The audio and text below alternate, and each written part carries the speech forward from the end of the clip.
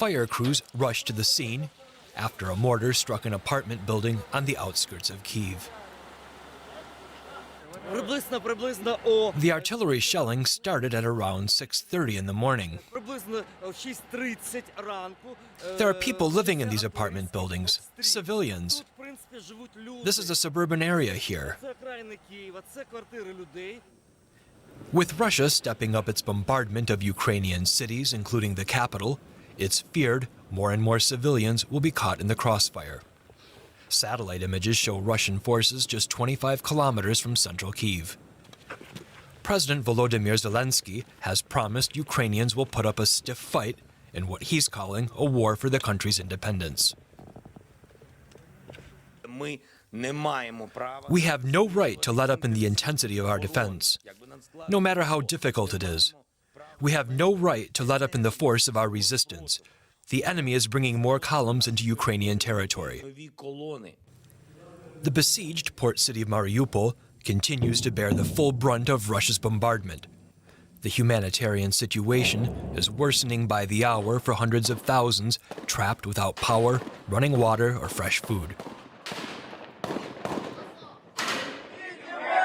In the nearby southern city of Melitopol, which has already been taken by Russian forces, residents turned out to protest against the alleged kidnapping of their mayor and to demand his release.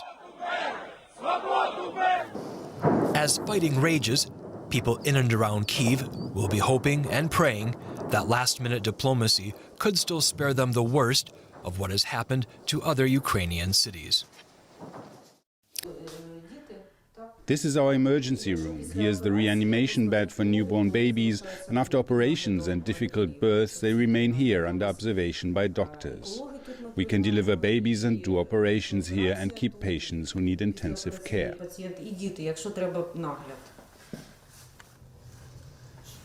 Right now it is calm and many patients have been moved upstairs, but often it's easier for them to remain downstairs. Oren getting a lollipop.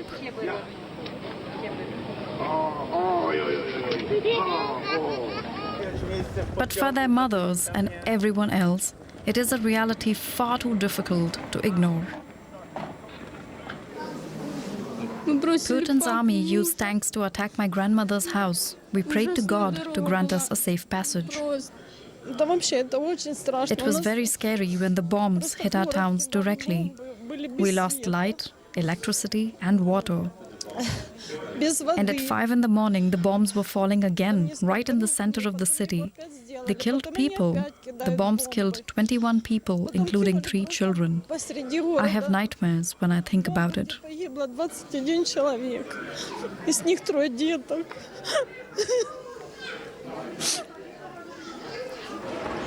In the small border village of Medyka, Polish volunteers are doing what they can to support displaced families.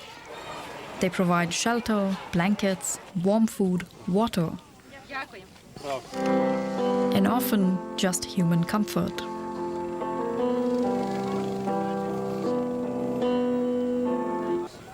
Ukraine has thanked Poland for its help. We are really very, very grateful to the Polish people for such strong support of Ukraine. It's also very important to the people who stayed behind in Ukraine, who are continuing this fight and will fight until victory, and also for those who come to Poland and need help and human warmth.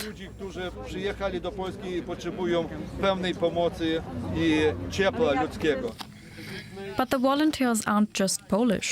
People are pouring in from different parts of the world to lend a hand. We're operating 24/7. We don't stop. The people, the refugees, are coming from 50 yards away, mostly women and children, old women, in a very sad state.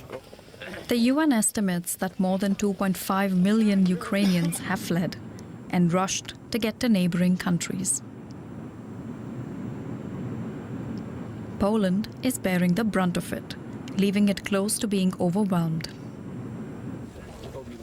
Meanwhile, the refugees do what they can to keep their children distracted.